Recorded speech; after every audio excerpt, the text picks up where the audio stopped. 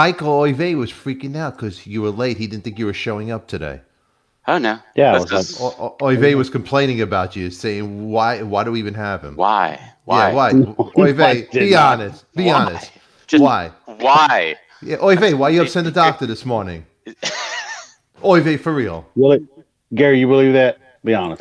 Come on. no, no. Oive, Thank for you. Because real. that's Corey's job is to go why? Doc, doctor, we got an emergency. Really quick before the show starts off. Oive had diarrhea. He had to post it on Facebook. Why you do those things? No, I did not say diarrhea. I said I was throwing up. I did not have Oh, diarrhea. you said diarrhea. Okay. No, I never said diarrhea. You Go never back and look. did. Yeah, Really? just- But you No. were throwing up yet? Okay. All Yes. right. So we're live right now, Oive. Tell everybody you didn't have diarrhea. It's coffee talk with the Tika. Nothing rhymes with that but chicken tikka. We name drop here. We're Stephen and all his friends.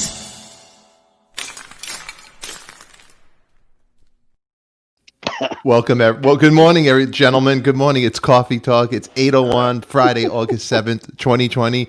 We're here. It's Coffee Talk. Everybody here in the chat, please welcome Corey Levington, the friendliest guy that everybody wants to be with, everybody wants to know, everybody wants to love. We got Mr. Upset Stomach himself, Oive. I'm glad you're feeling good today, huh? Thank you. Mazel. And we got the wonderful Dr. G in the house. Good day, Dr. G. And Hi, everybody. as you guys know, the cup goes up, the mouth goes shut. Welcome, you guys. Look how I make somebody happy. Hey, really quick. So I'm settling to the new house here, and it's a lot of fun. We put a gym in here because I'm becoming a recluse. I don't want to ever leave the house, and we put a TV in there, and I got to look at my face on the big screen. And I got to say one thing: I sure enjoy looking at myself on the big screen. Wow. Anyway. I said, wow. Wow. Dr. G. Wow. Glad you're here. Glad we're friends. I can't find a good doctor in town, so I'm going to have to get personal with you and show you body parts. Instagram. That's going to work for everybody. Your ratings will shoot up, I'm sure. It'll shoot. So we got a great show today. I got a friend of mine coming on. Well, I got Dr. G, but I got my friend Jody Hamilton's going to be coming on at 8:30. If you guys don't know Jody, her mom is Carol Burnett. I've been friends with Jody for ages. Her sister Carrie Hamilton used to always come and hang out at this club in LA called the Cat Club Jam with us, and we're going to talk some good stories, go down memory lane. And Jody does some producing and acting. She did some work on some of her mom's shows too. So we'll go all that good stuff. I'm a big Carol Burnett fan. I am. I don't know about you guys, but grew up with it. So I feel like Carol Burnett was like my second mom as well. Wow. Corey, how about you? Yeah, the ear. Well, like I said yesterday, there were a lot of variety shows like Donnie and Marie. I mean, everybody had a variety show. Yeah, but Carol Burnett's was a special one. You know, That's what I'm saying. the Carol Yeah. Burnett show, and I never told Jody this at all, but my mom at the time, I remember she was a single mom, and she'd go out, and I'd watch the Carol Burnett show. I think it was a Saturday night. I forget. I think it was like a Saturday night. I'd watch it, and Harvey Korman, Tim Conway, and the Mrs. Wiggins. And it was like a thing to get me away because I was having a hard time with my parents not being together. But in the end, they did me a favor. But it was like another family. It made me laugh. It was just one of those. It take me to a place where a fun place. It was just good memories. Yeah. The other shows, I can't even remember some of them. Like all these people had variety shows, but the other shows were basically just like old vaudeville numbers. Yeah. They were doing skits from vaudeville, like wordplay and funny noises.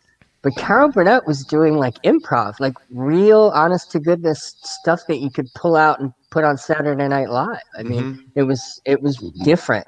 It was different. You know, yesterday we pointed out we went through some skits. We were going on YouTube, Corey and the Coffee Talk family, all of us, and there was a one with Harvey Korman, how Harvey was laughing, busting up at Tim Conway, and it was pretty fun. It reminded me of the coffee talk, how we'll just go and all he'll be able to spit out his water after talking about his diarrhea and all that stuff. It's good stuff. But anyway, didn't have that. we touched about a couple of things this week. We were talking about thyroid, and I forgot to take my Synthroid. I take it every day, and I forget to take it. And sometimes I take it. And then here's the mess, doctor. Look, I drop in all the pills everywhere. I'm like a Synthroid addict. It's like I can't get it together. And then sometimes I swallow it. Look, I'm gonna show you what I do, Dr. G. It's 8:05. I woke up about 6:50, 6:30. I'm thinking now. Look, I take it with my coffee. Is that good? A little coffee. You know what? Just be consistent about it. You're supposed to take it on an empty stomach, and you're doing that. So a little bit of coffee doesn't really affect it enough. You'll hear by some pharmacists not to take it with coffee. It doesn't affect absorption enough. So yes, take it with your coffee. See, I'm getting free advice. I like it. Thank you for helping me out. I don't have to pay you. Just come on my show. All right. Come on the show. You can ask me thyroid questions. I'm the thyroid doctor, according to some people. Well, this is the funny thing. This little bottle. This is the start of our relationship, Dr. G, because people don't know that my wife was a rep, and I think my wife jinxed me because she actually got this job to push this product, and then all of a sudden one day, I go to a doctor. He hops me Chinik, me I'm Mr. Health, and then all of a sudden they go, "You got to take it." I go, "What?" And I tried to go natural on it. I didn't believe him. Then I went to this Indian doctor, and then she goes, "Oh, don't worry about it," and then she goes, "Maybe you need to take it." And I'm like, "What?" So now I'm on it, but it's a pain in the ass. I got to live my life, the rest of my life with this yellow. Did you have any symptoms? You know what? No, I wasn't. No symptoms. I was, working out. No, I don't sleep enough, so I'm always tired. That's number one. Number two is my family won't tell me if it's hereditary. They won't tell me what's wrong with them. Oh, leave me alone. Nothing's wrong with me. That's the answer I get. Probably blame you, Stefan. Yeah. No, well, I try to ask my family, do we have heart disease? And you want to know your family genes, right? So my family tells me, leave me alone. Don't worry about it. Oh, nothing's wrong with you. Closes the eyes and nothing's wrong. Right. Okay, that's me at maybe 10. I used to ask at 15. So then at 53, and thanks, Grandma.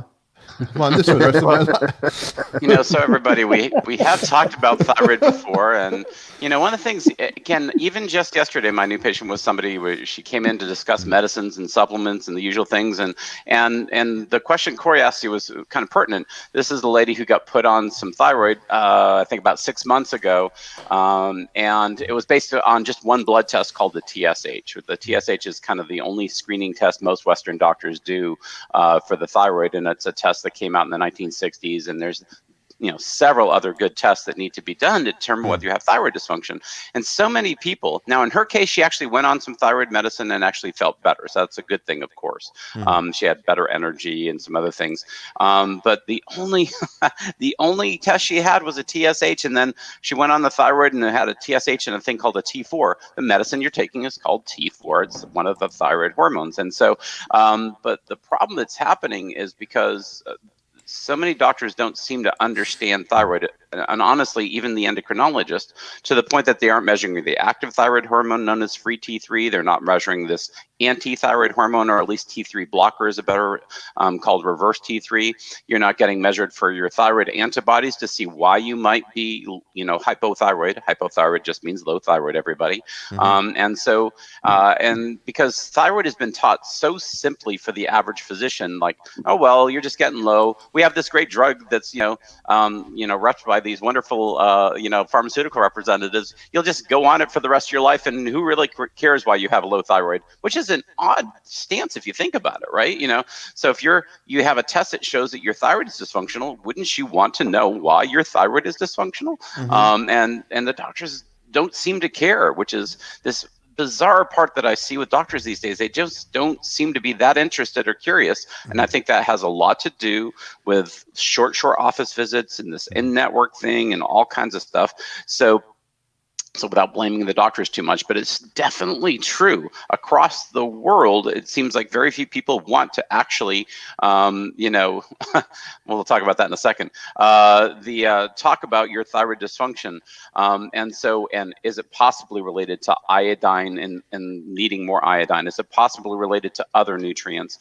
Is it possibly related to an autoimmune condition? And the doctors just aren't educated about and or interested about testing for those things, because basically it's been made to be so easy. If the TSH is elevated, just go ahead and take Synthroid and the TSH will come down almost always. And then the doctor feels like they've won, that we've treated this one test, which is a pituitary hormone, not even a thyroid hormone, without really investigating what the thyroid does or anything else. So it's scary. It is, in a way. It's just people have come so used to accepting this is just the way it is, and we run in this very fine balance, right, where you want to trust your doctor. And I agree with that sentiment a gazillion percent.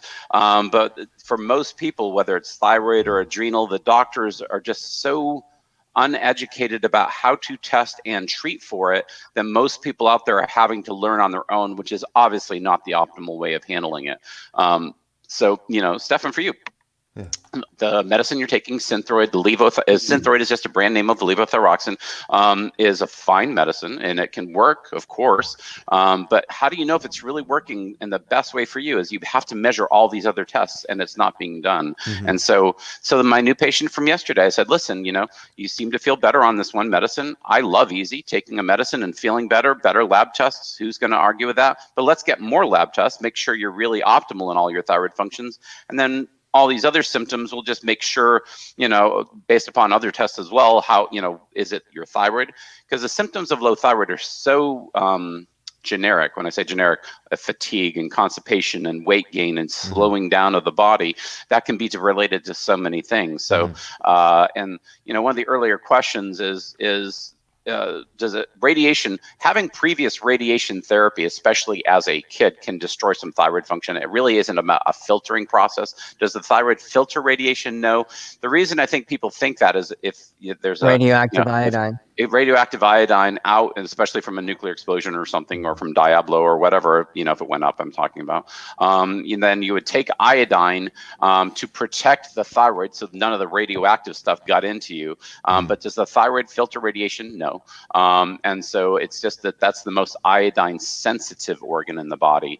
And that's why some people benefit from low dose iodine in terms of helping thyroid function. But that takes just an evaluation. So once you find that you're low in thyroid based on the blood test, then you should look for what might be causing that low thyroid. Now, again, you can tell if you want how long you've been taking this medicine, but it's always smart to know why you're on a medicine. Are you autoimmune? And if you're autoimmune, let's treat that autoimmunity. If you have nutritional deficiencies, let's treat those. Sometimes you look for those things and you don't find them. The thyroid is quote unquote sluggish, or whatever term we want to use. And that's what you have to do, is you have to give them thyroid medicine. There's a whole variety of thyroid medicines. The book we've referenced before called Paleo Thyroid Solution is a book written by Elle Russ. I did a published interview at the end. And she really talks about the effects of diet and exercise and all these things on the endocrine functions, the adrenals, the thyroids, etc., that really can make a difference in terms of thyroid dysfunction. And so it's a smart thing to say, hey, let's see if we can optimize certain things. Can people, as long as there's not an autoimmune disease that's been going on for a long time, can some people get away from the thyroid medicine by taking care of other things? Yes. You have to do it in conjunction with your doctor. You have to do it in conjunction with lab tests. You have to listen to your body, not just the lab tests. So actually, thyroid dysfunction is fairly complicated if you want to look into it. Oh, he got the chaos too. I love it. I thought that was do. mine. I love it Yeah. because I'm alone today. The wife. I look. So let me, doctor. A guy like me, I'm on the 100 mcg over here. How often should I check my levels? Because they could change. I mean, I'm novice to it. It's like, okay, I don't want to go back to the doctor. I got the pill. Let me take the yellow pill. Leave me alone. Don't hock me Chinik. But how often should I? In general, once you're on something like the T4, the Synthroid, or the levothyroxine, which is the generic drug name, which is just T4 once again, usually that has a steady state, like that will last weeks, meaning that once you're on that medicine, you get a very consistent level of T4, a consistent effect on the TSH. So many people just get basically a yearly thyroid test. That's usually with their primary care doctors and whatever else. The key, of course, is how stable you are on the medicine, how stable you're feeling, and do you get all these other tests to make sure they're okay? And so it's really important. So we had this show a while back, and we got to correct vitamin D for most people. We try to get selenium for most people to utilize their thyroid better. So certain nutrients that improve thyroid function.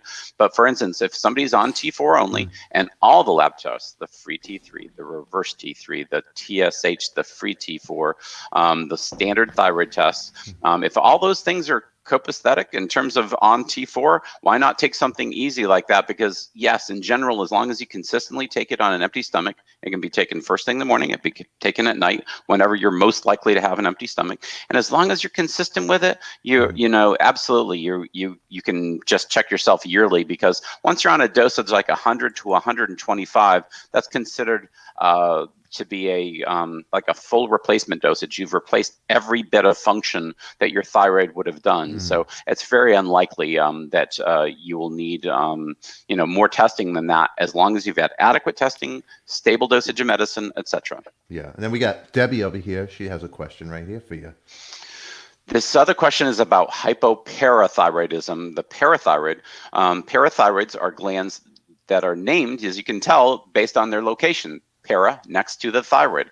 So the parathyroid glands are named by their location. They really don't have anything strongly to do with thyroid function. That's just one thing to bring up. And so the parathyroids, and you can have high parathyroidism, that's called hyperparathyroidism, and that's associated with higher calcium. You can have a low parathyroid function, and it's not really about producing calcium.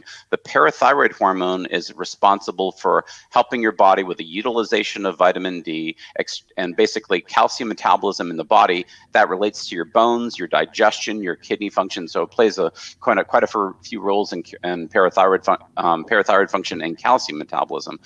So yes, unfortunately, hypoparathyroidism is a very uncommon condition. By the way, hyper meaning too high of a parathyroid function due to an adenoma, a little parathyroid overgrowth is much more common.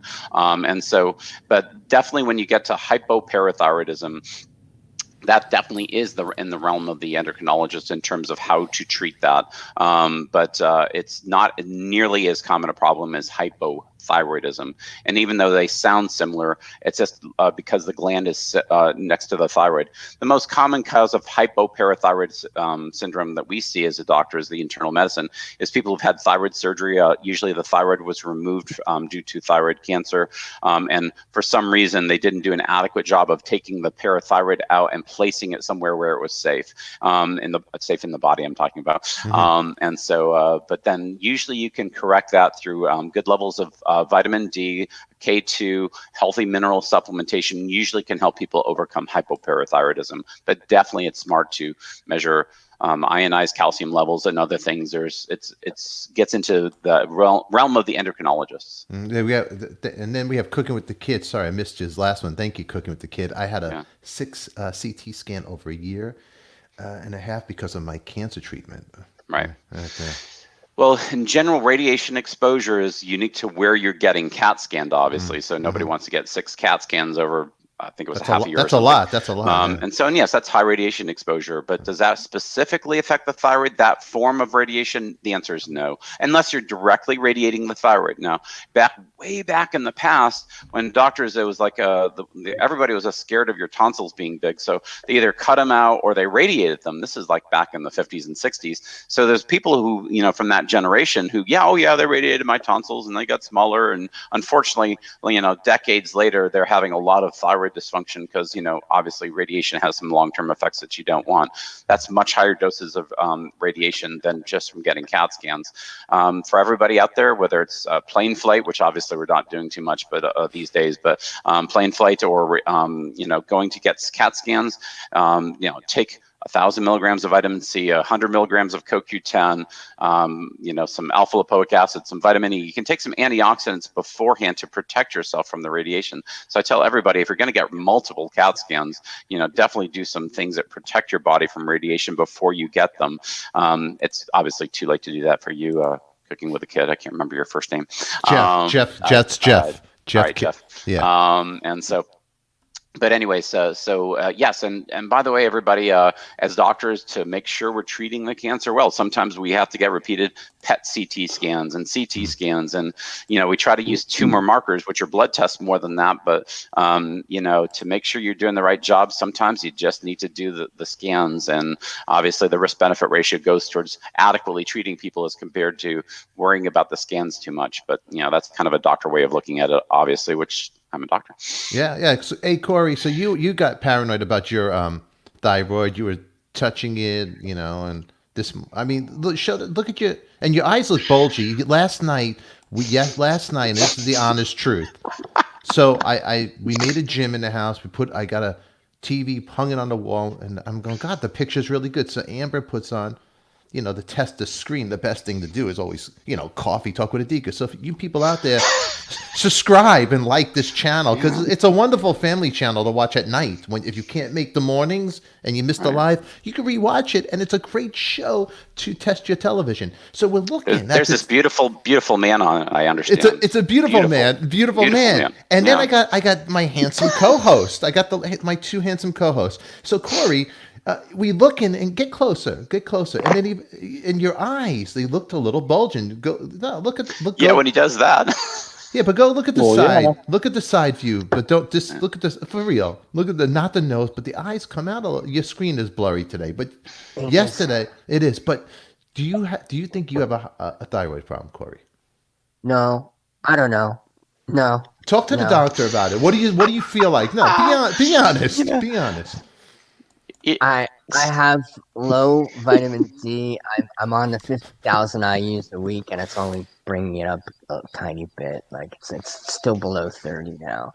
And can I just start with that? Vitamin D3 is a steroid hormone. Everybody should be taking it daily, not weekly, because weekly is your body makes D every day, not once a week. So it's smarter to. The only reason I do it once a week is if people refuse to take it every day. So I have people who do that. And it should be combined with K2. K2 is the vitamin that is a sister steroid hormone that helps absorption of vitamin D3. So one of the reasons that people don't respond to a pretty good dose, 50,000 once a week, is not a insignificant dosage, obviously, is because they're not getting K2 with it, and needs to be taken with food to make sure you absorb it.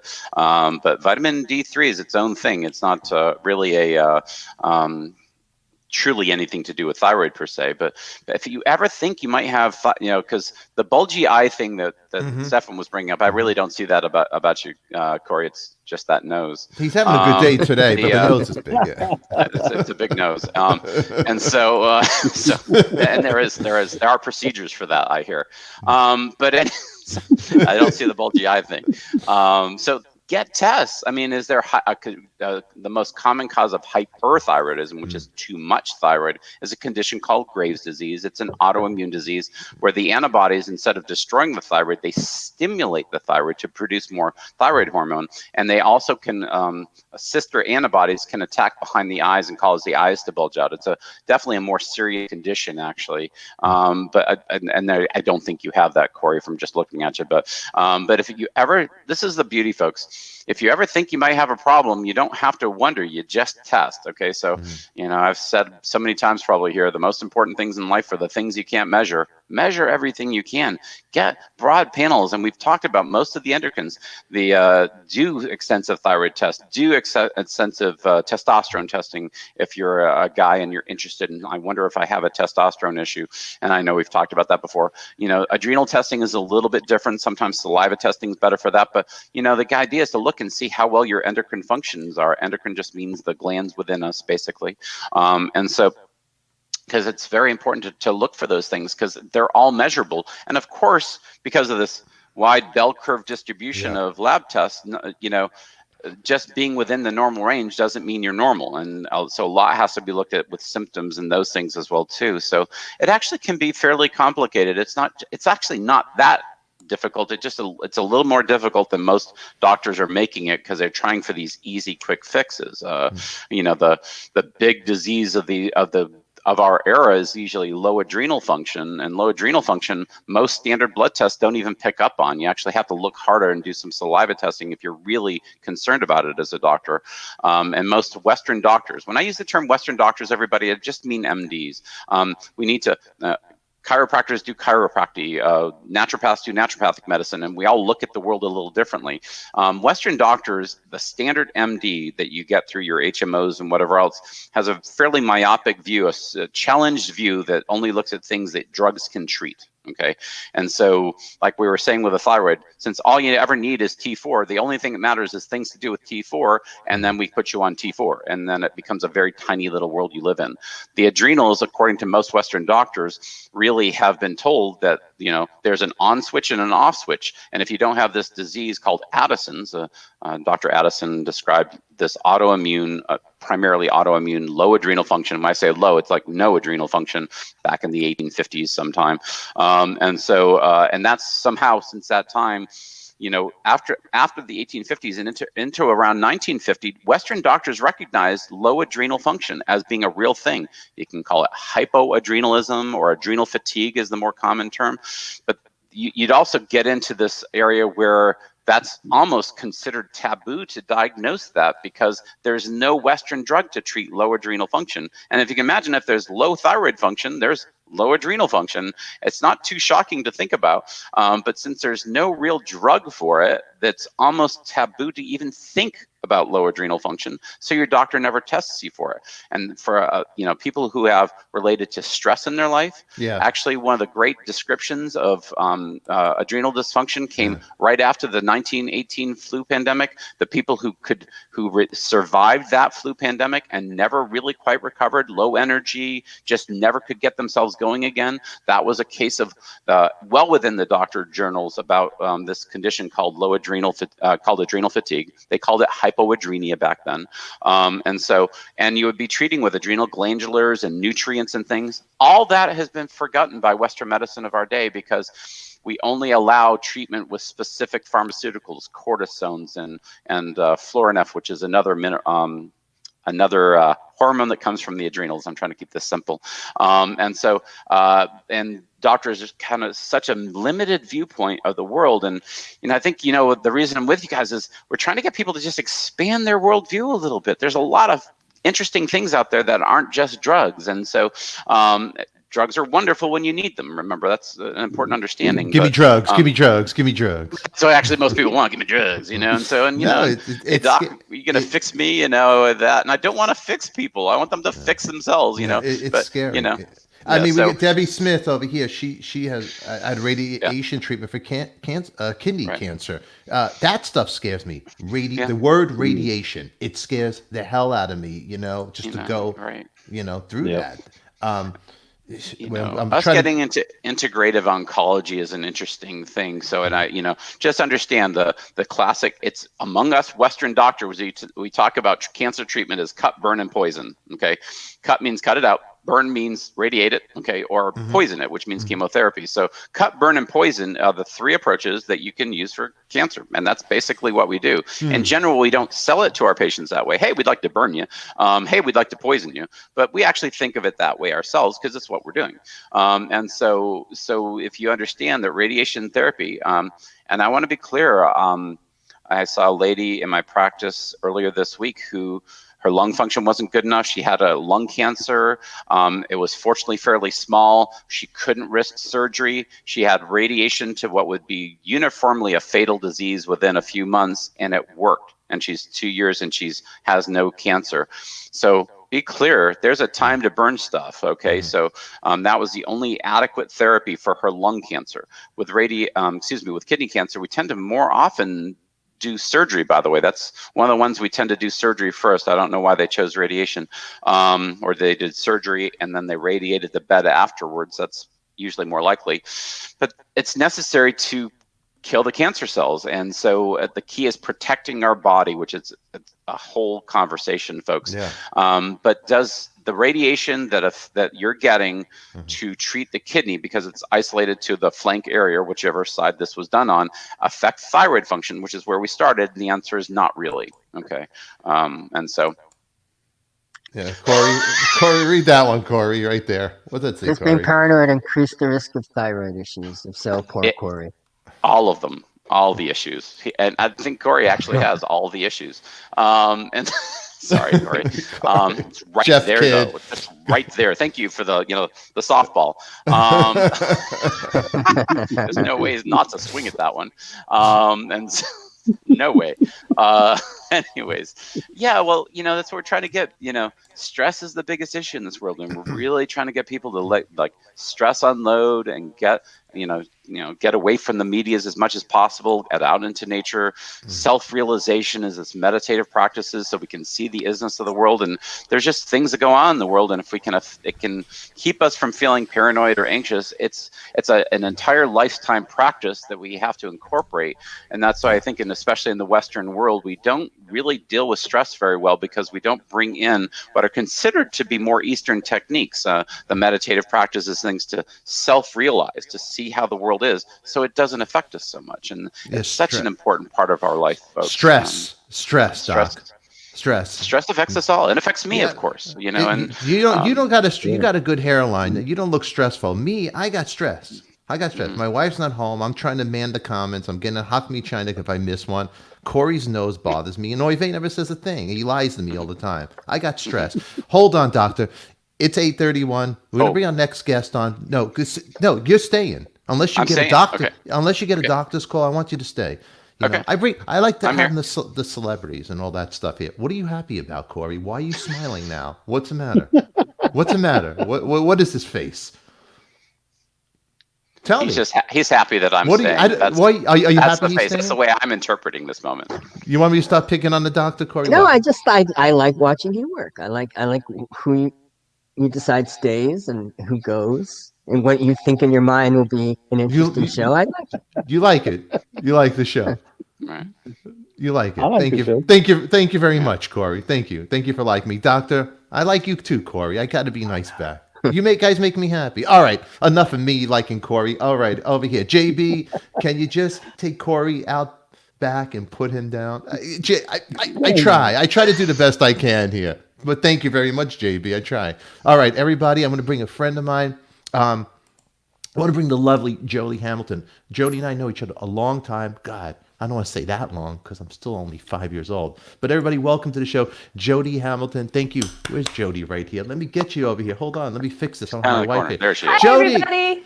Jody. Hi. Hi, Jody. I want to introduce you to the ADIKA's henchman. Right here, I got the fabulous, next year's Dr. G, all right? And Dr. G, meet Jody. I got crazy Kiss fan Oive up on top. And then the lovely, do you know Corey Levington, Jody? I don't think so. No, we've never met. No, he got fired from Circus by the time I think I met you. But anyway, he used to work for Circus Magazine.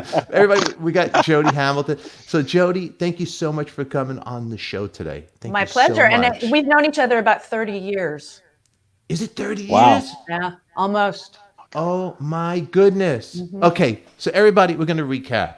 Okay, Jody and I, we met when I came to LA. I wanted to be a young rock star. I got hair, and I had a band. And Jody, did you manage the band? I forgot. I did. I did. With Josh Fields, Ryan Roxy. What band was that?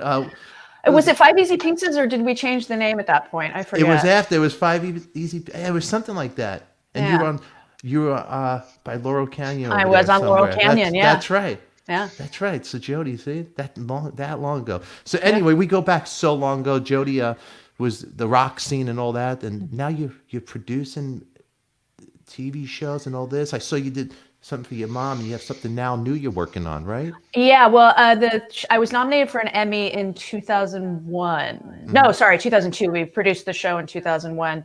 And yes, there was nepotism involved, but it was my brother who hired me and not my mother. Okay. Because I had worked with him on a few industrials, so he decided to, and I'd done some movies with my sister Carrie, so he knew I could produce. And so he hired me to do Carol Burnett Showstoppers, which we did. And 33 million people watched it on a really good Monday Night Football was against it. So we were really happy with that. And then we were lucky to be nominated. But that was right after 9/11. So Right after 9/11. it was. Okay. We aired, it was November 2001 that it aired. We shot it in August of 2001. So right before all hell broke loose. Wow.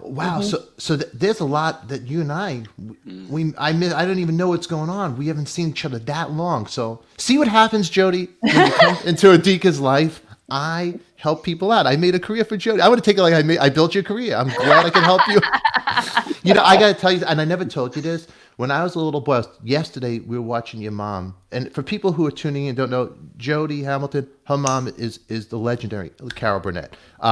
Who your mom was a part of my life when my parents split up and my mom would go out and I was alone at night. I'd watch the TV.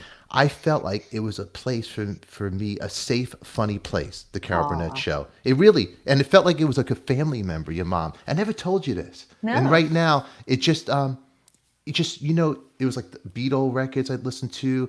I loved Abbott and Costello. And I always liked that old school comedy, the Don Rickles and all that good stuff. And it took me to a place which now I'm doing here. So we were talking, I don't go scripted, I just go raw. I don't know what I'm going to talk about. And there was early shows of your mom with Harvey Korman, Tim Conway, where you'd see Harvey just bust up laughing. And Corey was bringing, so were a lot of those shows like improv back then? No, they were scripted except when Conway, basically they would shoot the same show twice in front of two audiences on a Friday. So they did dress rehearsal that we went to as kids because that was at 5 p.m. And then they'd shoot it for an hour and a half, the whole show like a play. And then they take an hour for dinner. And if they needed to make any changes, they did it then, but that was super rare. And then they'd shoot the second show with a different audience. And then my dad would take the two shows home and edit basically on paper and hand that to the editors, and the show would be done the following week. So what Tim would do is they'd have this sketch and he'd do it as it was written so that they'd have that in the can. And then the air show, if he was going to do anything different physically, he would let the director know to cut to that camera or that camera because he was going to change things up. And then he would just do what he did without telling anybody, except for the director if necessary. So then whatever was funnier aired. And usually when he would make poor Harvey laugh, that would usually air.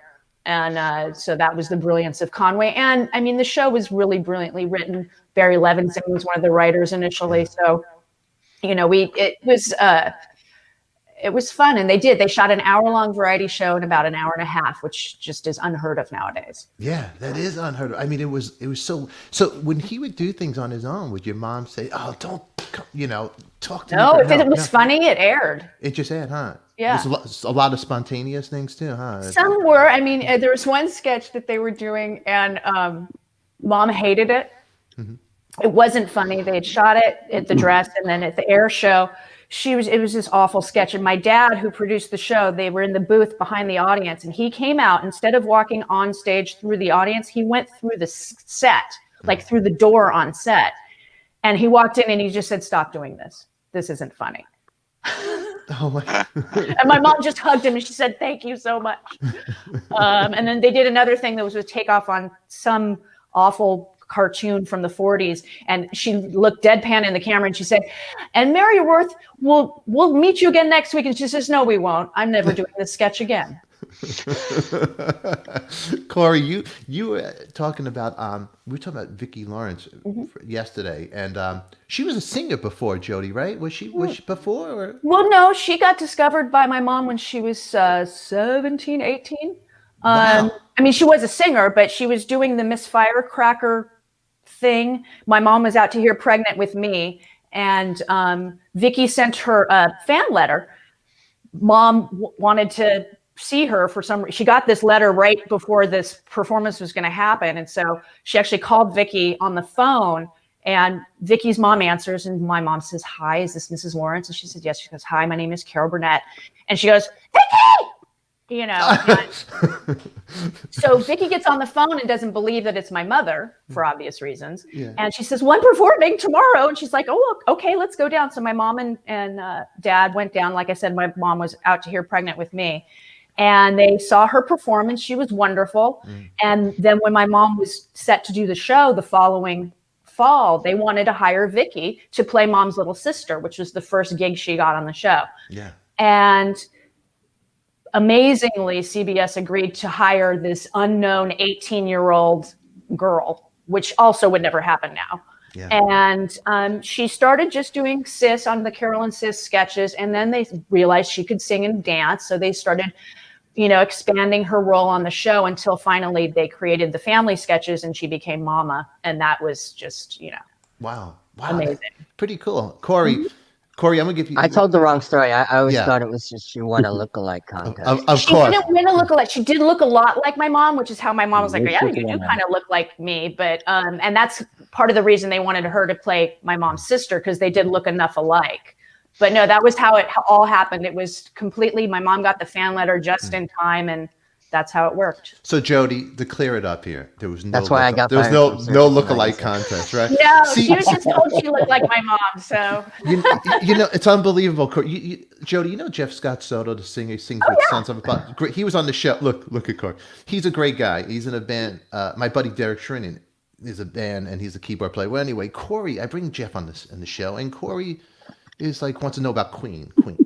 So Corey sets it up. He goes, and I have set this up. What is? You walked in, John Deacon's there. Jeff goes, what are you talking about, Corey? I never auditioned for Queen. It's like the stuff you say, Corey. It's just unbelievable. Well, you how come you China here? I read that he was considered. for Give her a Queen. toe up. I assumed there was But you nothing made to know. rumors on the show. And what happened? You got Jody here, right? Mom, I'm going to my friend's show. What happened if Carol shows, Mrs. Burnett shows up and watches this for some reason? Then you just made up a fake lie about her. You did like National Enquirer here. A toe apology to Jody's family right now. Do it right now. Do it. I'm sorry, Jody. 2 seconds. Sorry about this chaos. Jody, do you know what a toe apology is? Sorry, Jody. This is for you. I look forward to this. We're gonna send it to you. Sorry. Do it. Just say you're sorry. Say Oh you're my sorry. God, I love this. Wow. Say you're sorry. Don't do this again, Corey. Come on. To Jody, Burnett fan, Hamilton. Just look, you're making her laugh on this. Come on. Wow. Maybe make a heart. You think Are you the Daniel Day-Lewis of this show? I mean, That's he is exactly what I was thinking, except for his right foot. no, it's wrong foot. But Look at Yeah. that Dr. G. You see anything wrong with his feet with the health? Because you can tell it's a little yellow. The foot's a little yellow. Are you all right, Corey? It's like, what's with the foot? It looks a little yellow, Corey. You ever check your feet like your heart rate, Corey? Honestly, I no. don't want more stuff wrong with me. What? No, your foot looks yellow. It really did. It looked yellow, Doctor. What's that mean if the foot's yellow? I just think he needs a different camera. That's No, With the tan? yeah. Jody, I'm sorry. Jody, I'm sorry. Let me just go back to Jody. I'm sorry. He's a hypochondriac. There might be something. Corey, forget We don't about want your to add health. to his thing to be paranoid about. Their Write stuff. it down. Right. Leave his feet alone. Wait, hold on, Jody. 1 second, Corey. Corey, really quick. Come here. What? Give me your ear. Write down check foot after the show. Looks a little yellow. gosh. Okay. All right. Anyway, Jody, sorry about that. So That's his Indian name, Yellowfoot. you're gonna say that to Jody. All right, Corey, go ahead. Go interview Jody. Well, what was it like growing up in that house? Now, that was the house that was behind the big high rise on Sunset, right? no, we lived on Doheny and then on Alpine. We never lived near Old Park. And this is why. They always go, the tours of the Hollywood homes, the Stars homes, always go by a house Stop. on the corner. Jody, No. Jody, he took a Melrose Larry Green tour. I'm sorry, Jody. Jody. Oh God. I'm glad you couldn't stalk us. It's good to know. No, it's good to know. Go ahead, Corey. Interview her. You're doing a great job. Was it? At least all the rumors have ended today. Yeah, today. All Hamilton rumors out the door. Right. Okay, go. What was she like? Did she try to be like an everyday mom, or was show business just too much of a part of your life for that to be the case?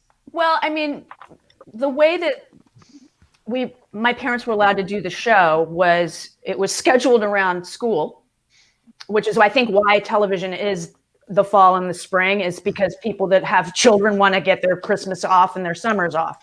So, and they also, the only days we didn't see, we were dinner every night except for Thursdays and Fridays at 6:30, because they would block and tape on Thursdays anything that needed to be pre-taped, and then they would do the show on Fridays. So that Thursday was the only night that they were home like at 8 o'clock, and then Friday they were home about 9 o'clock. But other than that, it was dinner at 6:30. We had chores. We had our dogs that we had to feed and take care of them, and it was pretty. I mean, I only know my own experience. I can't compare it to other people's, but it was relatively normal. I mean, yeah, we had our friends were celebrity children, but that's just because it was, your friends. Your parents' friends, your kid, you know what I mean? Your parents' friends happened to be Tim Conway, so we knew their kids. Happened to be Bob Newhart's kids, happened to be Don Rickles' kids. I mean, I went to school with them too. I mean, that's crazy. That's crazy. So you have my family. We had yelling people coming over the house, but you got like a Don Rickles, who Eric Singer and I went to see right before he passed away. Was great. I got to see him. We Central Coast. Went to see him somewhere, and it was great. I was so happy to see him. Do you have people like that over your house come over, like Don, like? Wow. Well, Mr. and Mrs. Rickles lived down the street from us when we moved, and only a block before that away from us. So, and I went to school. His daughter Mindy and I were in the same class from first grade till I moved to Hawaii in ninth grade, and I'm still friends with Mindy. And Mr. Rickles was the nicest, kindest human being. Just a sweet man. It was sad when he passed away. Yeah. Yeah. It's crazy. Jody, we're friends all these years. I never knew. I was so obsessed with myself. I never asked you anything. I just me. What? I want to take you down crazy. This is this is back. Bob Lipensky. I know he's watching. If we don't give him a shout out, we'll give him a crazy. Jody, give him a nice big gig to Bob right there. I love you, Bob. I miss you. So Bob did something really cool. He has everything captured, every date of the Cat Club, all the time. So Jody would come, Carrie would come to the Cat Club. Carrie, who is Jody's sister, for people who are just tuning in don't know, was on the TV show Fame. Great singer. She'd come and sing. She had a band back in the day, the Coconut Teaser and all that stuff, and she'd come and jam with us, the house band. Bob has. Can I show these over here, Jody? Absolutely. Okay, Bob has a whole thing. This is production. Trust me. I have books of it if you want me to get up and go. No, watch this. Can you see this, Jody? Oh, this Look is at cool. This Oh, is that's cool. me and Carrie. That's you and Carrie right there. These are the Bob legendary pictures. I don't even know where he got this. This is at the Cat Club. Yeah, Bob, that's the Cat Club. He said he wrote a text here. Hold on. He wrote a text on this picture right here that it might have been the first time you guys came to the Cat Club. If I could find it right here. Yeah. This picture was the first time Carrie and Jody were at the Cat Club.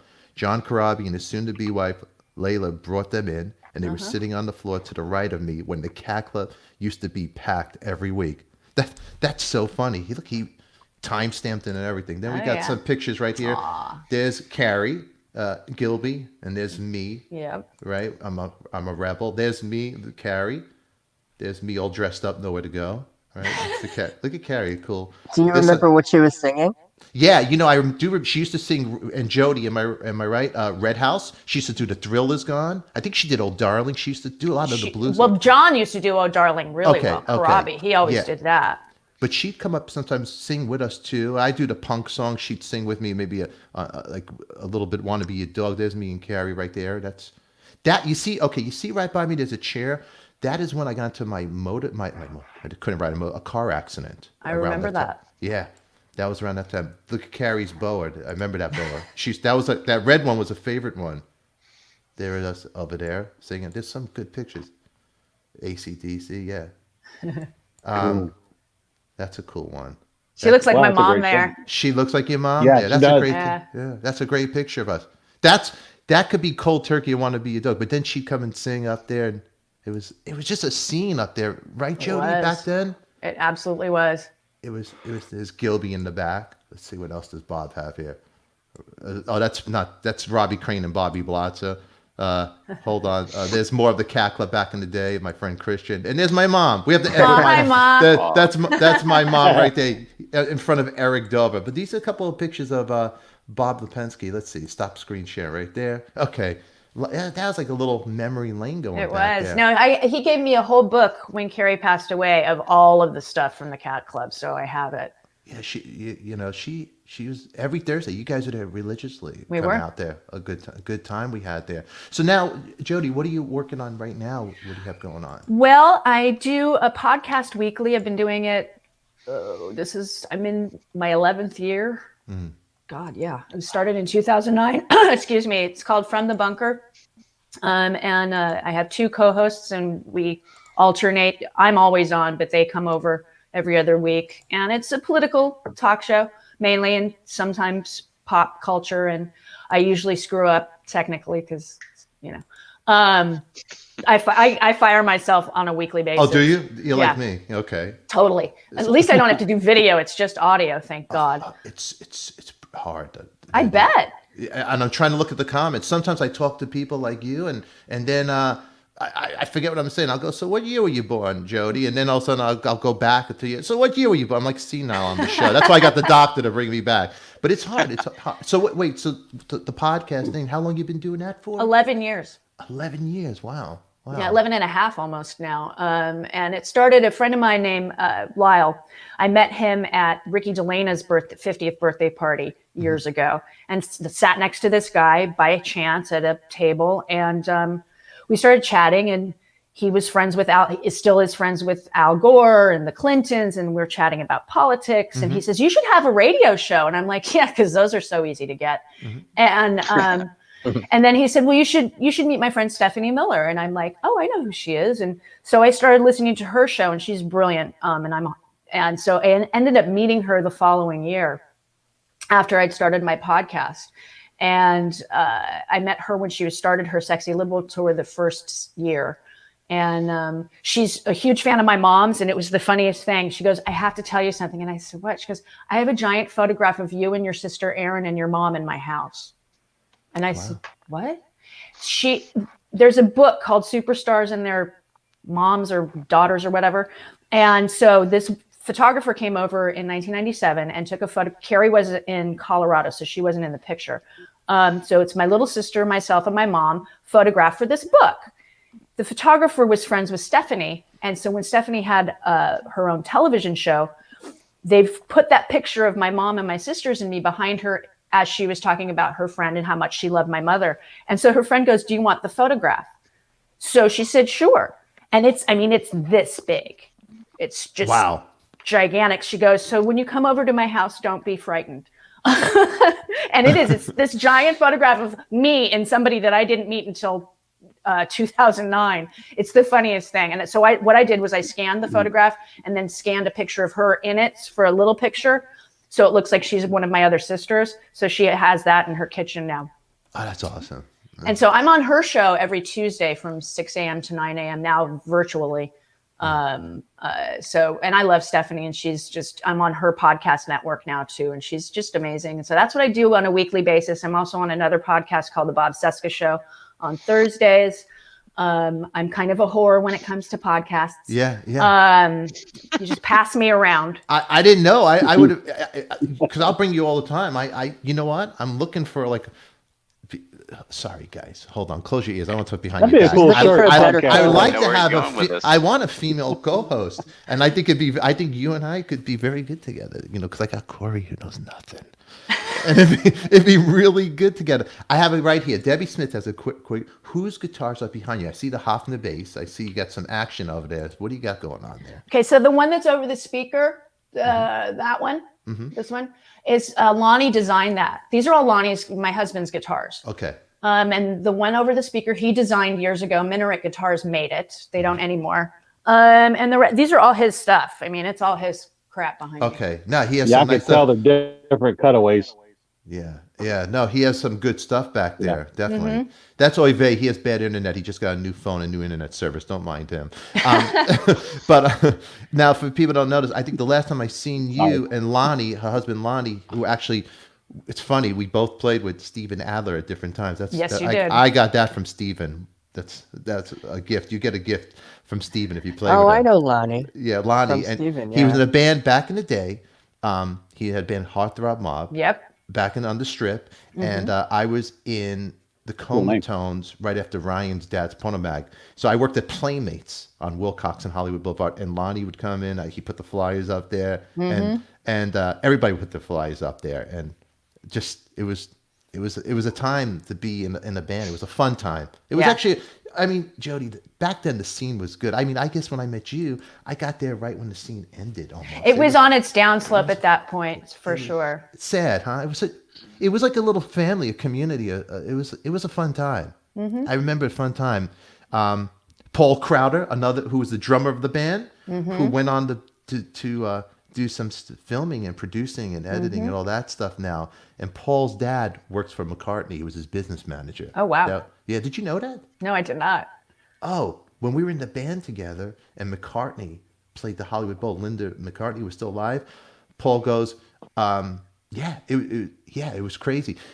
It was Mary McCartney and her friends at Barney's Beanery. We all hung out, and I couldn't believe it. I had just like your friend with the Carol Burnett, the picture. The whole it was like I'm thinking in my head, this is the baby that McCartney held, and But Paul's dad was the right hand guy. Now I got some pictures here to show. Let's really quick. We'll bring you down memory lane because this is my show. I talk too much about me. Look at this great picture of the family right there. Let me get moving down here. That is me.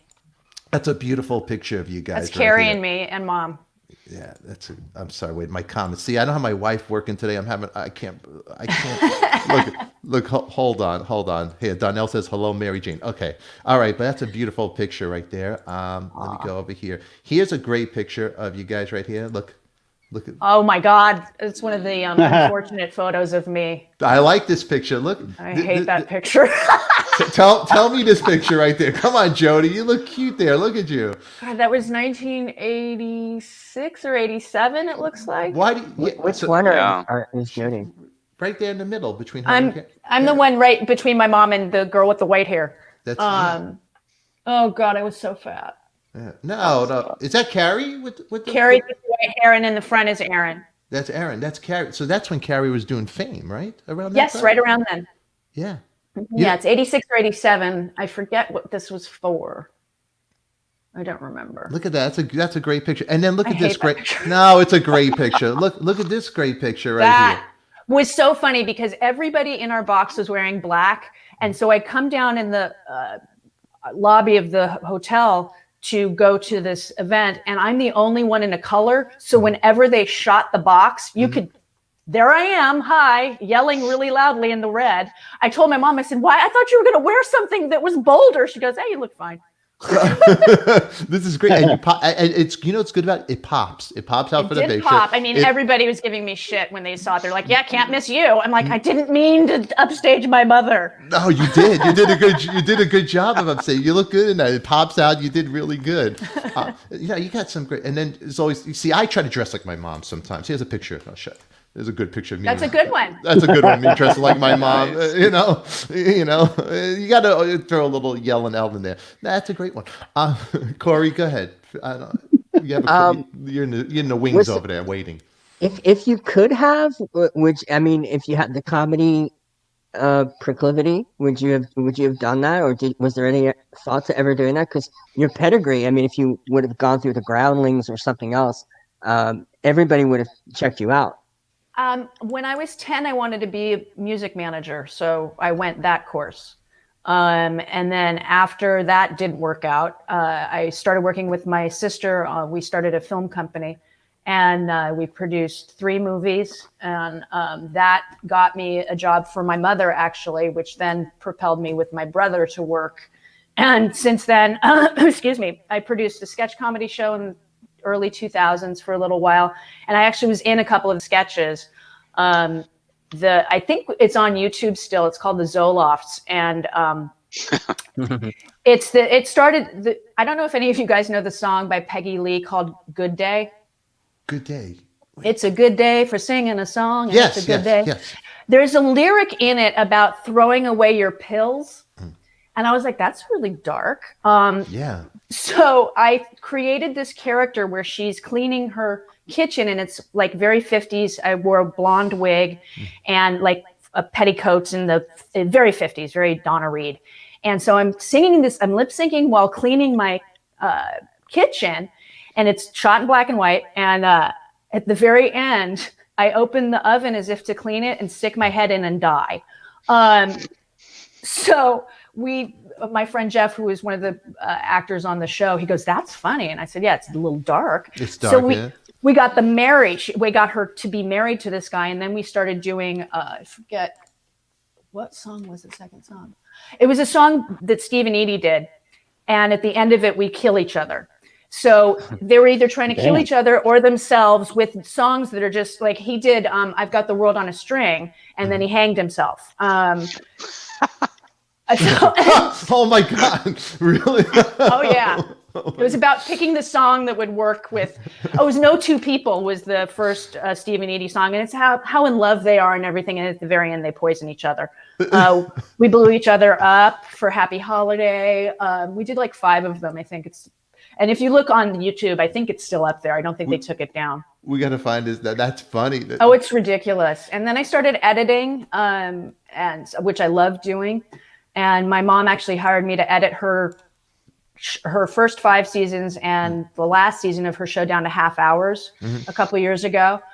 I did the 11th season this year, but seasons 1 through 5, like 2 years ago.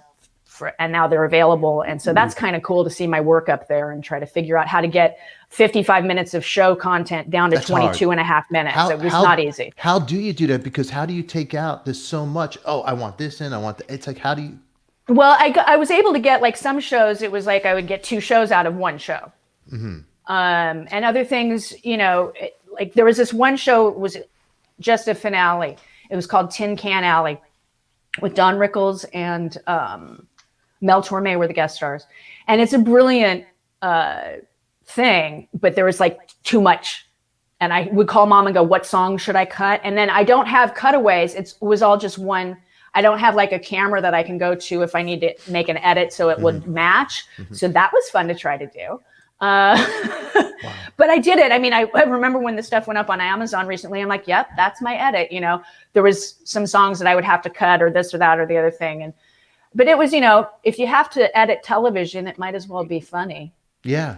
That's pretty good. I mean, so do you okay, you and your mom, you ever get in on it? It's like, "Hey mom, no, it should be this." It's like, and your mom goes, "No." Oh no, there was a couple sketches that I said, "Mom, I don't think this works in 2019 due to certain sensitivities that they didn't have in 1968." She's like, "You're right." Certain things that you could say then that you can't say now, and I'm like, "I'm cutting that." She's like, "You're absolutely right." Yeah. And then with the 11th season this year, I fought because they didn't want us to use copyrighted material that the show didn't own, but they would use sometimes. Like they did this at the 11th season. There was these characters that they would always sing a current hit, and it was Mom and Tim Conway. And one time they did "You Light Up My Life" with my mom singing it, and she's bathing Tim. And at one point she drops the soap. She didn't mean to, but the soap dropped, and she goes in to get it, and then Tim makes a face, like she's grabbing something, not the soap. And so that aired. That did make it, but the people that were buying the shows were like, "We don't want to have to pay for any copyright." I'm like, "I'm fighting for that one." And Mom's like, "Yeah, you fight for that." It's like, I'm going to fight for this with the other producers because it's just worth the money because it's funny. Yeah, that is funny. Wait, I'm looking at your shirt. Show me your shirt. It says Trumpacabra. Oh, that's great, Corey. You love that shirt. That's a great shirt over there, Dr. G. That's a funny one, yes. That's a good. Debbie Smith is asking: is the redhead natural between the women or dyed? Died. Died all Debbie, the way. Oops, there you go. But are you no? But Jody, are you a natural redhead? No. I am. No, you're not. I thought you were. No. Really? No, I'm a brunette and gray now. But are you really a brunette? Really? Oh yeah. So's my mom. Really? Mm-hmm. Wow. I thought I was related to you guys because I have natural red tones. I was thinking somewhere down. When I see little kids with natural red hair, they always look up at me and smile and go, "Oh, look, somebody else." Yeah. It's I always cute. Yeah, that was me when I I always thought you were natural. Wow. Oh God, no, neither is my mother. Wow. That's an exclusive. That's Corey. At one point, Aaron, Carrie, Mom, and I all had the same kind of shade of red hair. And Mom was like, "Thank God, now people will believe me."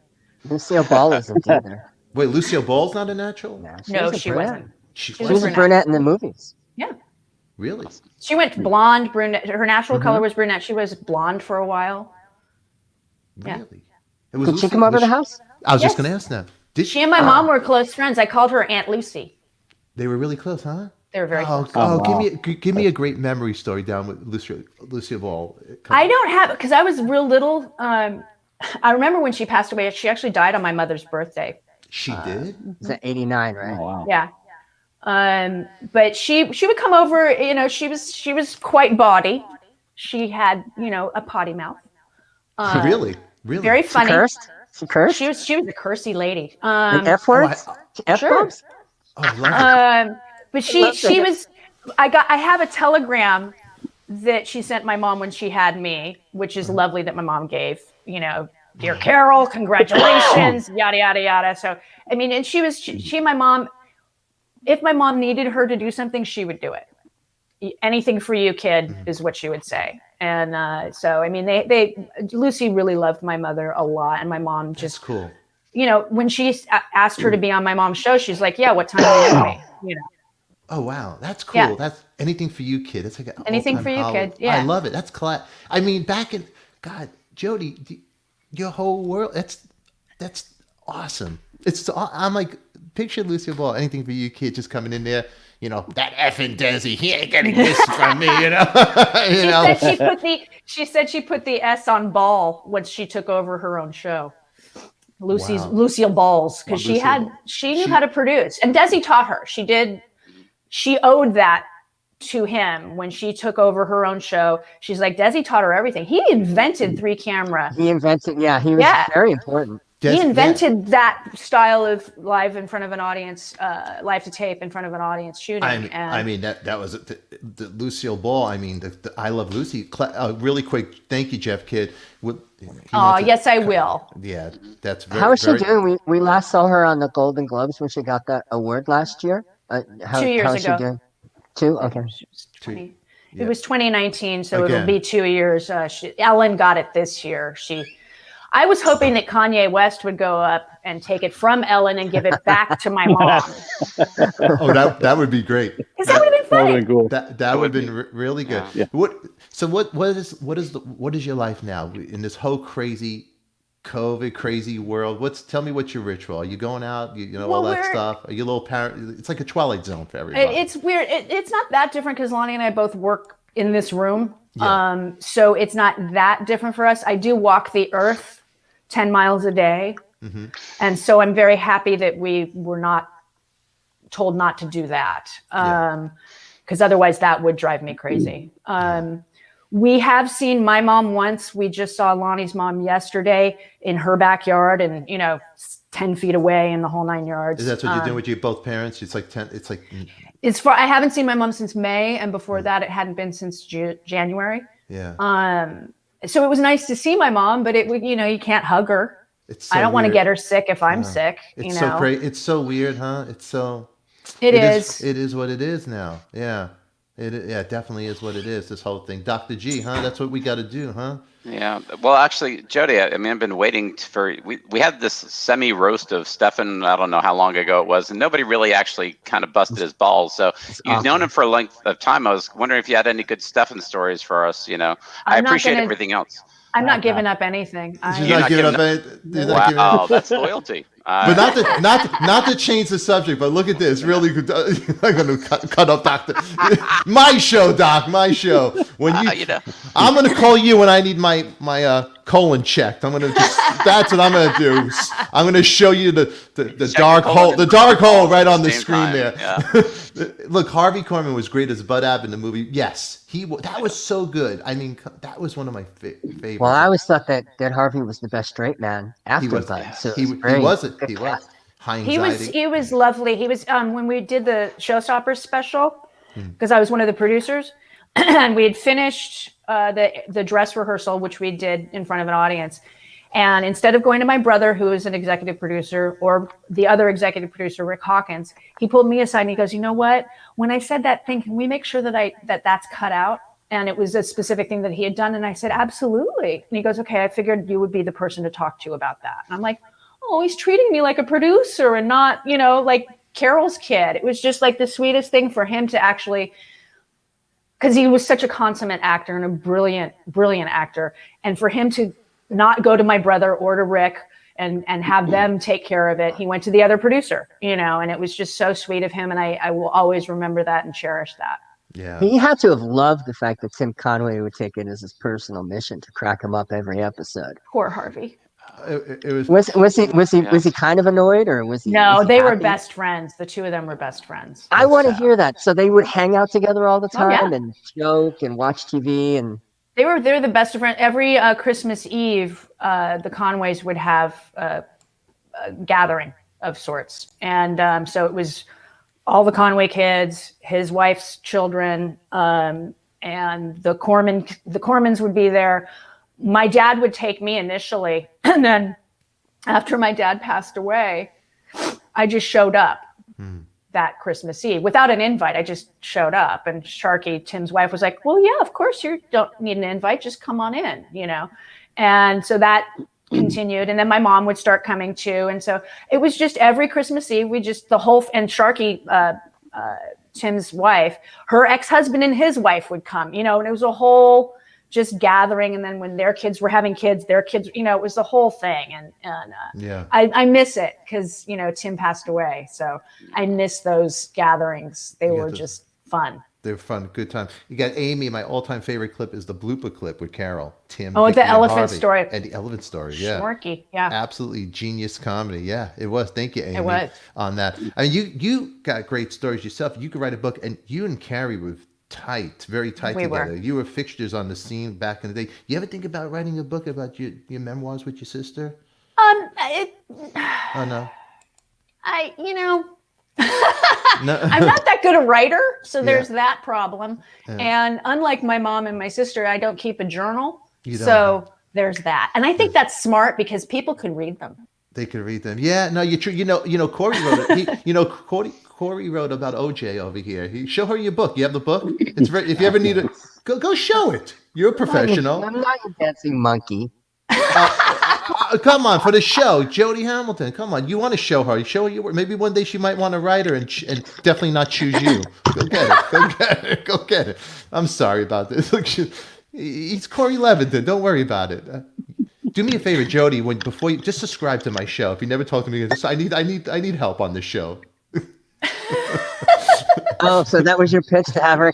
I didn't want you. I only get people on here to subscribe, and then that's it. We never talk again. That's it. Just help me out, Jody. Come on, I'm drowning over here. Help me out. All right.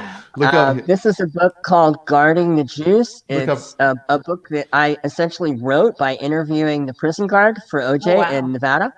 And they had a really interesting relationship.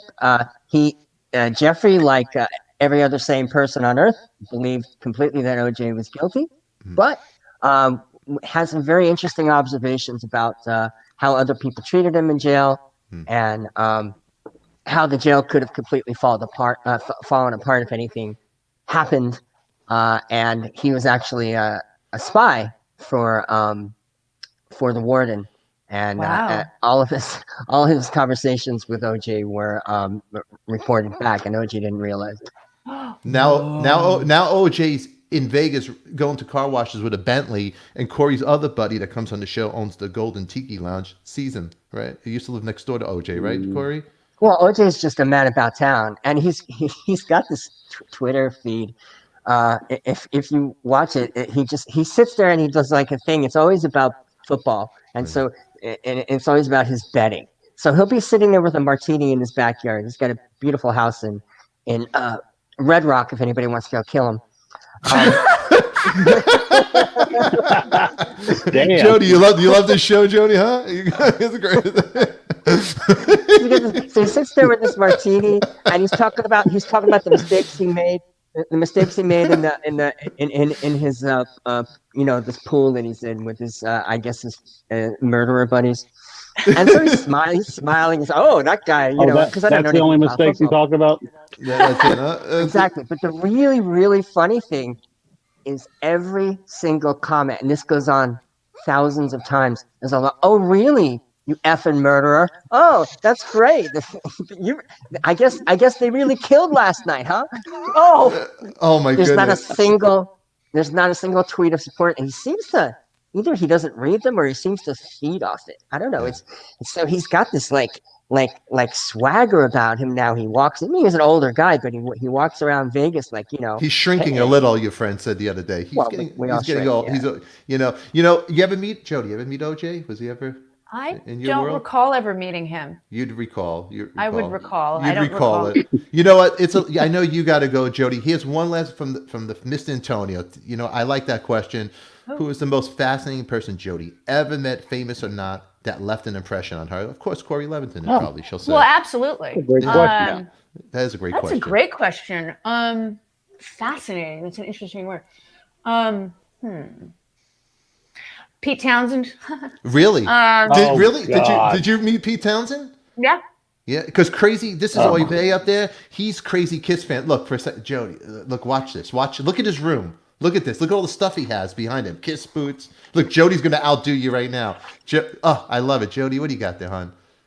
That's me and Roger Daltrey. Now Roger's cool. He's very cool. I know him actually very well.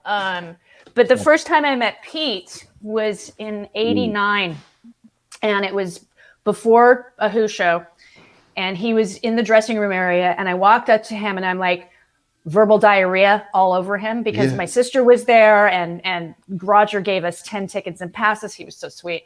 And so I'm like, hi, my name is Jody Hamilton, and I'm friends with Roger, and my sister Carrie is the biggest fan, and blah, blah, blah, blah, right? And oh my God. Yeah, I was just like throwing up, and he was very, very nice and trying to hear me because the man's deaf in one ear, and I think I was talking in the bad ear.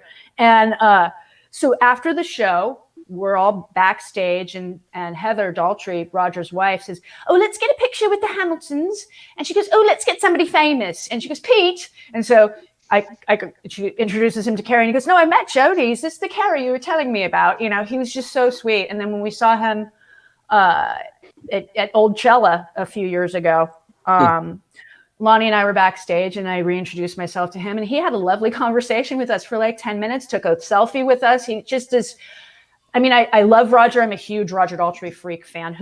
I'm a Who freak like crazy.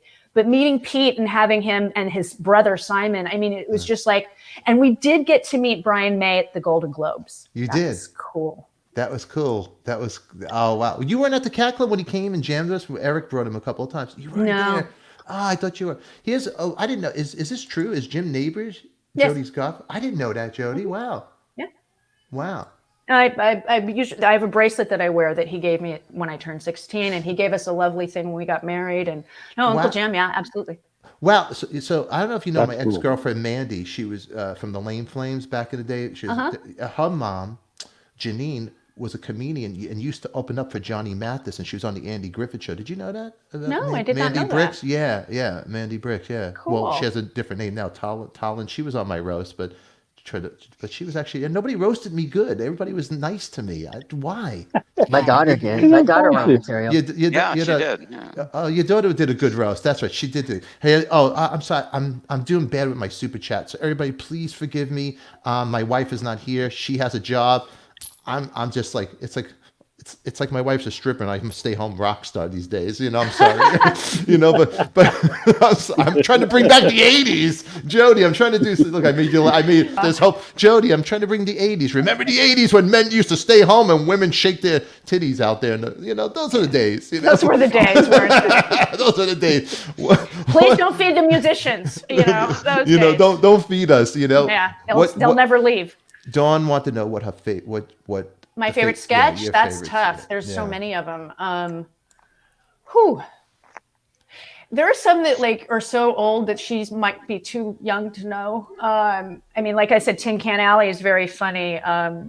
The Fun Family, that was another finale with John Davidson and Mickey Rooney. Mickey Rooney.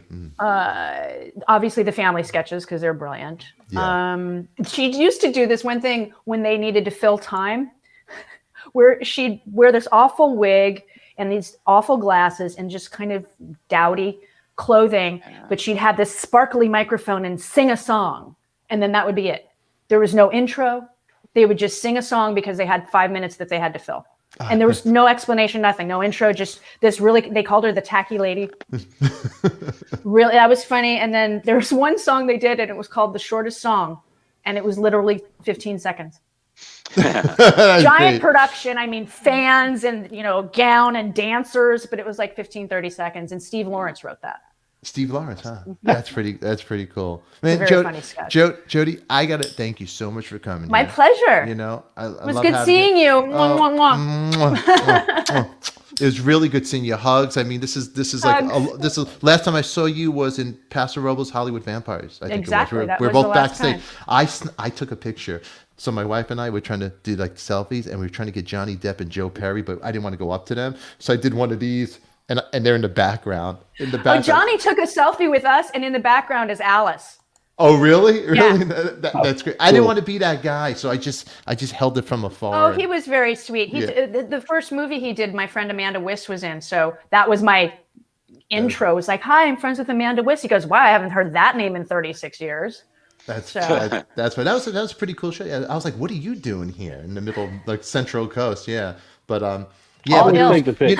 yeah, but you know what? What's that, Moive? Always take the pick. You never know. Man. Seize the opportunity. But sometimes I don't want to be that guy. Sometimes I want to, but then I don't want to be that guy. Like Everybody's got to be that guy at one point. Like if I met Jody's mom, I'd probably be hi, Mr. Burnett. But then I wouldn't want to take I'd be that guy. She'd then do it. I'd be too scared to ask. I'll ask for you. You'll ask. I would. That's nice. I mean, I'm not kissing ass. I'm being honest. I felt like it was definitely a part of my life where it took me away from being a little kid, going through divorce situations, yelling Jewish family, and all this stuff. You know what? I'm going to tell my mom right now. I'm going to tell. You ever met my mom? I don't think so. You never met my Oh, mom? get her on the phone. Well, hold on. I'm going to tell my mom that She's Carol awesome, Burnett, Jody. Carol Burnett was a better mother to me than she was. Hold on. Let me tell her right now. I'm sorry. Give me 2 seconds, Jody. Sorry. I don't want. Just hold on. It's gonna be good. Hold on, Jody. Hold on. Jody, you know me a long time. You're the only old friend of mine that takes my phone calls anymore. Thank you, Jody. Phone's gonna die. She's going to ignore you. This is my mom. She doesn't care. I could be like in jail right now. Mom, I need you to bail me out. Where are you? Hello? Mom, There she is. What? I got a confession to make to you. Mom, What? what are you doing? I just woke up. What's up? Just woke up. I need you right now. Stephen, what? I'm on the show right now, and I got a confession to make. My friend Jody is on the show. Her mom is Carol Burnett. But remember when you used to leave me at your friend's house, and you'd go out to, to the bars, whatever, and you left me alone, Remember the back in the day? I used to watch Carol Burnett, and I felt like she was a really good mom to me because she made me laugh, and I was alone in some stranger's house. I have to confess, it upset me. What are you talking? You were alone in a stranger's house. Yeah, you took me to Maryland. Remember Maryland and Wah, your friend named Wah. Remember Wah? Was that Maryland? Yeah. You called what? Yeah. Yeah. You took me to the mall. You gave me like an action figure from Planet of the Apes. Then you went and I slept at your friend's house, and I watched Carol Burnett. And I go, why can't she be my mom? She twigged her ear at me. She made me laugh. She was like a good mom to me. I just wanted to tell. Hardly ever at Maryland. I was in Elsie's house, all your friends. But whenever I went, Elsie. But I'd watch those two people in my life that were important to me: Carol Burnett, and then Andy Kaufman doing "Underdog" song. But Carol Burnett would twig her ear at me. She'd make me laugh. Mrs. Wiggins and Tim Conway. I felt like he was good to me too. Wow.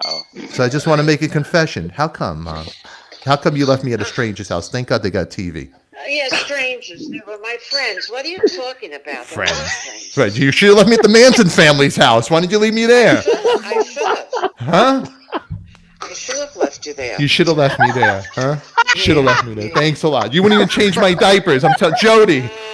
She wouldn't even change it. Jody, look at me. She wouldn't. My mom wouldn't touch me. She wouldn't change my diapers. This is a true story. I was 3 years old. I finally learned how to sit on the toilet. Change no diaper. Yeah, you changed your own diapers. Why wouldn't you touch me when I was little? I bet Carol Burnett would have changed my diapers. Me and Jody are the same age. We're born 67. I'm July. What do you mean I didn't touch you? I touched you. Jody, did your mom touch you? Did your mom change your diapers, right? Yeah, of course she Yeah, did. right? And she's famous. What are you You got to talking figure about? mom is famous. Don Rickles will come to the house. Lucille Ball, you. have Max the jeweler, the neighbor, come over the house, and you wouldn't touch my ass. What the heck, Mom? Oh, you're talking about little man. Little man, yeah. There's the block where you wouldn't change my diapers. I was 3 years old. I was in the crib. I remember. It looked like a prison. White room. I don't know where you get a white. That's not a white crib. What was it? It was like a wood color. What kind of That's white crib? that's the thing she objects to in that story. Be honest. Be totally honest, Mom. Be honest. Be honest. Did you? You didn't want to clean my diapers. Be honest. Come on. Who wants to clean your shitty diapers? 3.5 years old, you're still shitting in your pants. You know what, Mom? Valid point. You're a baby. I'm building a home on the property, and when you get in your diapers, I'll leave you there. Hey, remember this? I'll find that white crib. All right, Mom. I just wanted to tell you one day I'm going to get Carol Burnett on the phone, and I'm going to have her talk to you. I'm going to ask her, Mrs. Burnett, my mom wouldn't change my diapers, but I know you took good care of Jody. Did you not? Oy vey. Hey, Jody, does your mom know how to drive? Yes. My mom doesn't drive. No license. Well, she's New York. Why would she? No. She tried to get a license. I remember, Mom, remember when you went, I was a little kid, and you were taking driving lessons? I was in the back of the car, and people were yelling at you. I remember that. I don't remember. I remember. All right. I would say if you watched the Carol Burnett show, but you didn't because you left me alone and I watched it, and you weren't there. But I love you, Mom. I used to love that show. You did? When did you watch it? I wasn't in the room. You probably. Where was I? Family show. I watched it alone. Oh, I love you, Mom. I gotta go. You hawk me, child. I'll call you later. Oh, by the way, I'm okay.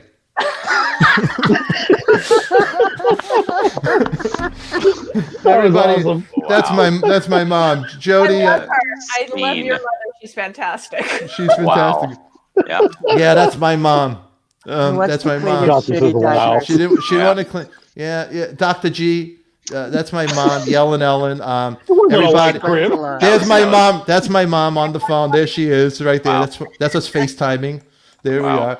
But That was perfect. Wow. It was perfect. was You know, on this note, I want to thank everybody for being here. I'm so glad we had this time together. The little ear. Let's all do the little ear. You know, I want to thank. Oh, all that you toilet, guys. this thing behind me, by the way, is an old French toilet that my dad turned into a music box, which plays really? I'm So Glad We Had This Time Together. No way. Oh, wow. That Wow, is- that's weird he said that. Oh, that is so cool. Jody, will you promise you'll come back? Of course. I didn't chase you away. No, you did Wait, not. can you play it? Can you play it now? And Yeah, play, let me us get. off? Yeah. Hold on, That's- hold on. That's wonderful. That's cool. So the ear tug was to your Oh, She- she just disconnected. Can you hear it? Yeah. Yeah. Oh, yeah. Oh, that's Yeah. beautiful. Bye, you guys. Bye. Oh, this puts me in my happy place. I used to be so sad when your mom said goodbye on Aw. TV. I'm totally. Hey, Jody. Yeah. Will you tell your mom that she really touched my heart? This I is will. me. I absolutely Hold will. on. Hold on.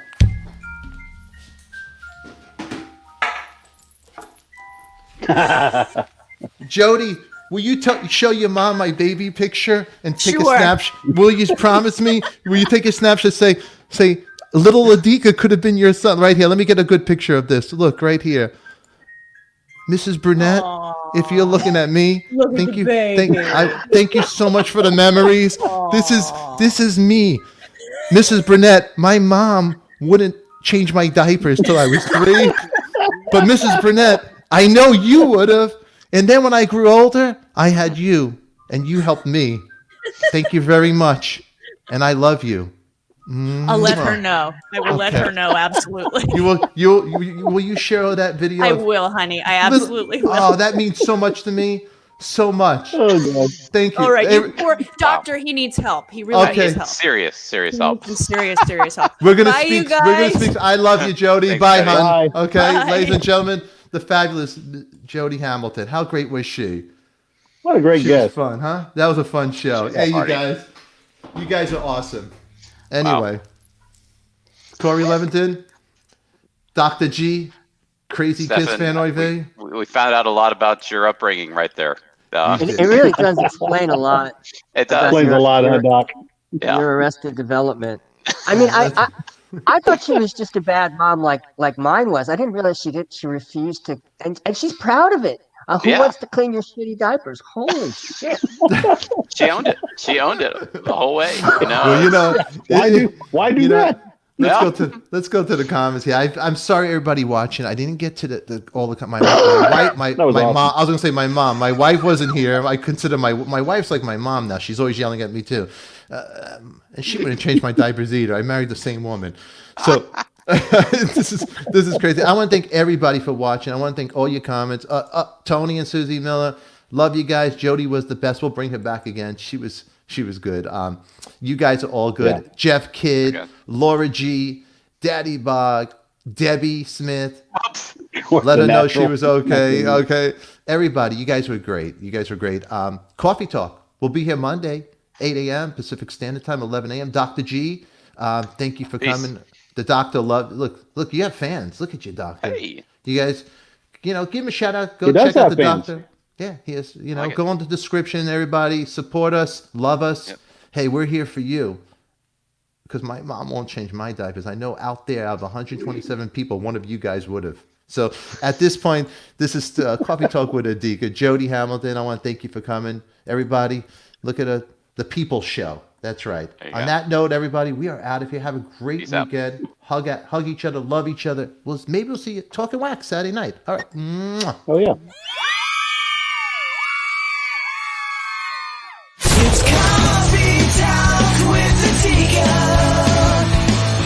Nothing rhymes with that but chicken tikka. We name drop here with Stefan and all his friends. Mom, my diapers need to be changed.